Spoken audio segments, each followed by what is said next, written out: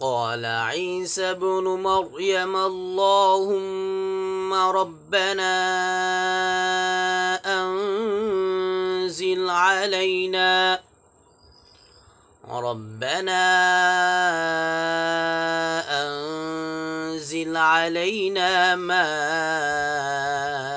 مائدة من السماء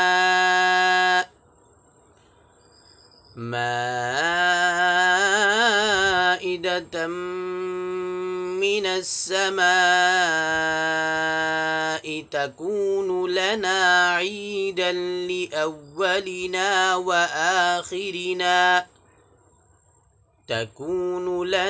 عيدا لأولنا وآخرنا وآية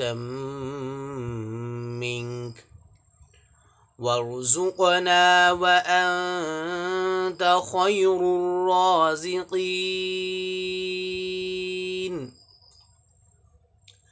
মারিয়াম পুত্র ঈসা আলাইহিস সালাতু ওয়াস সালাম আল্লাহর কাছে দোয়া করে বললেন, হে আল্লাহ, আমাদের প্রতিপালক, আপনি আসমান থেকে আমাদের জন্য খাদ্যবর্তী খাঞ্জা অবতীর্ণ করুন, নাজিল করুন, প্রেরণ করুন, যা হবে আমাদের প্রথম এবং শেষ সকল লোকদের জন্য একটি আনন্দের বিষয়, আর আপনার পক্ষ থেকে একটি নিদর্শন হবে।